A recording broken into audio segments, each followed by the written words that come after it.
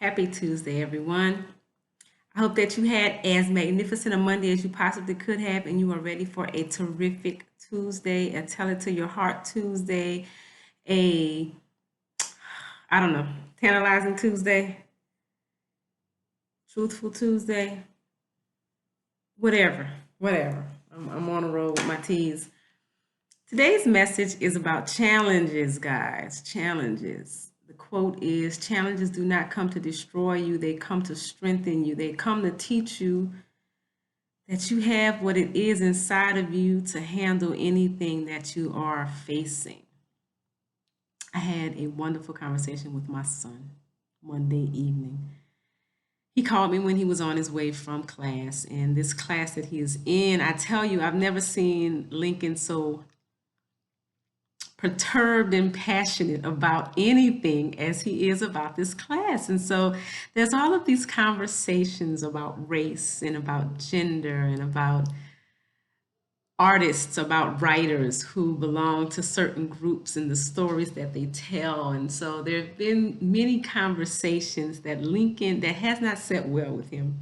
And I got to tell you, I love I love listening to him be so passionate about his beliefs.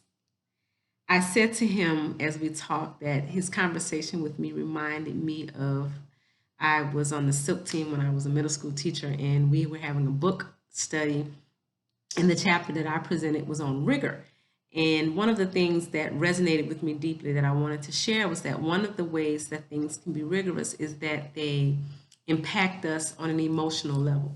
And it doesn't matter if it impacts us positively, emotions positively or emotions negatively, if they strike a chord with us emotionally, that's one of the ways something can be rigorous. And so I said to him, Lincoln, this class, these topics that you're discussing are rigorous because they are impacting you emotionally. I said, and I want you to dig in on why this topic, this returning topic, affects you so.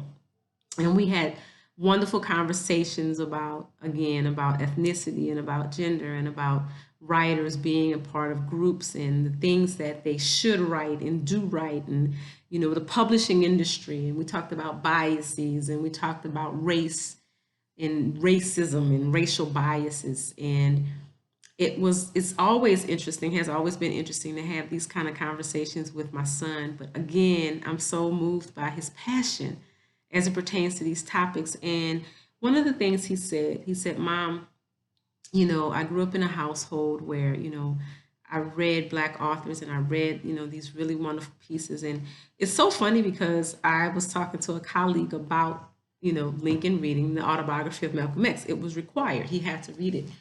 And we watched the movie and we talked about it. And I remember Lincoln saying to me at a very young age, I'm gonna say it was upper middle school, freshman in high school, or something like that. He said, the autobiography of Malcolm X is the most impactful book I've ever read in my life. And I just, of course, I'm in awe of Lincoln at all times.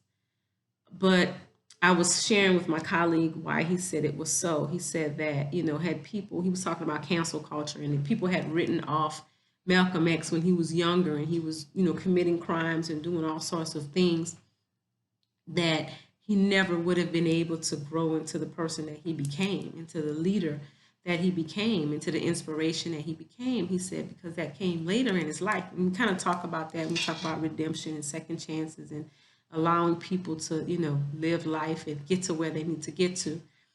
We all should have that opportunity. And so it's so interesting then that later in the day, he brought up that very book, and he was just saying that, grew up believing that I could achieve anything, that anything could be achieved. I just have to figure out how to do it. Man, I said, Lincoln, thank you for that, baby. Thank you for that.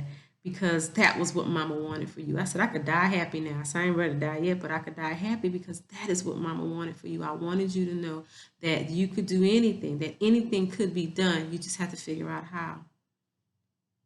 And he said that he feels like, I told him, I said, maybe you're in class with people who don't feel that way. That was super important to me as a mother to instill that in him. And I'm so thankful that at 23, he has said that to me. How does that relate to what the message is today? I said to him, Lincoln, Saturday I listened to an educator that I follow, Principal Kafele, and he does the AP Virtual Academy every Saturday. And he began his talk this Saturday about remembering your why and knowing that you're in a fight and you are there to make a difference. And no matter how hard it is, you don't give up. That should inspire you. And I tell you lately, and I've said this to you guys many times, this is week 10 and I have felt embattled. And sometimes you just get tired of the fight.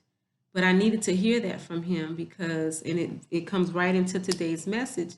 Challenges aren't sent to destroy you. Challenges aren't sent to undermine you. Challenges aren't sent to knock you off your game. Challenges are sent to strengthen you. Challenges are sent to show you what you have inside of you to face any challenge. You have to know that whatever it is you're trying to accomplish can be accomplished. You just got to figure out how. It's not that it can't be accomplished. It might take you a little longer than you wanted to. Might take a little bit more effort than you wanted to. Might take a little bit more blood, sweat, and tears than you wanted to. But if you want it, you can have it. My baby gave me that present. That's what I wanted for him, and he got it. And I'm thankful, guys, that he now can say it to me. He wasn't saying it to me to inspire me. He did ask me, Mama, how did your day go? You know, did it end better than it was when we talked earlier? And I said, Lincoln, I still got a lot of things on my plate. I still got deadlines on Friday. I still got a lot of things I got to get done, you know, and that all I can do is do it. It's got to get done. So that's all you can do is do it, you know. So that's my message for you today, guys. Remember that our virtue this week is flexibility, knowing that you, in the virtue reflection is, you know, embrace change. Change is a part of life. You have to adapt. Situations are going to call for you to adapt. And if you don't adapt, shoo, you might break. You know, you got to bend, but don't break. You might have to, you know, change the direction, change the method, but not the goal. Know what your goal is. Keep it in front of you. Allow it to inspire you. Allow it to give you what you need to get up every day and go out there and do what you said you wanted to do. Accomplish what you said you wanted to accomplish. Get done what you say you want to get done. No excuses. And that reminds me of a third grader coming to my office. I was in a meeting and he told me, you know, I'm having trouble with my teacher. She told me I'm making excuses. And I said, well, you know, you call them reasons, she calls them excuses. But at the end of the day, we got to get the work done. That's what we come to school for. So regardless of why you sleepy, you better wake up. And I gave him a towel, told him to go put some water on his face and get back to class and get to work. That's my advice to you today. You better put some water on your face and get back to work, guys. And work at being joyful. Work at doing the things that light you up, that make you smile, that make you feel good. Get that energy so you can do that. Because I'm going to tell you right now, I'm tired. My body is like rebelling against me. Sinus, allergies, sleepy, headache, body aches, knees cracking, all that good stuff. But it's just a part of life, guys. It's not about knocking you down. It's about showing you how strong you are to withstand whatever it is you face. Know that. That's all I got for you. That's all I got for you. You know what? I'm going to tell you like I tell you every day. Be kind to yourself. I put some I put my anti-sadness blend into my diffusers tonight. I wanted to share that with you guys in the email. I haven't shared it yet, but I'm going to share it. It's lemon, orange, bergamot, and peppermint. Oh my gosh, such a delightful blend. And I have two diffusers, one in the front and one in the back. And I mean, this house smells fantastic right now. I guess that's why I'm smiling. No sadness. No sadness. So be kind to yourself. You know, if you got a diffuser, you got some incense, you got your favorite scent, a candle, burn it.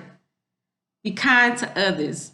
Compliment somebody. Tell them what you love about them. Tell them what you appreciate about them. Text somebody you haven't talked to lately and tell them that you miss them. Text somebody and just tell them what you love about them. Tell them 3 things. That's my favorite number because my birthday is on the 3rd. That's right. You guys got 2 weeks and it'll be my birthday, November the 3rd.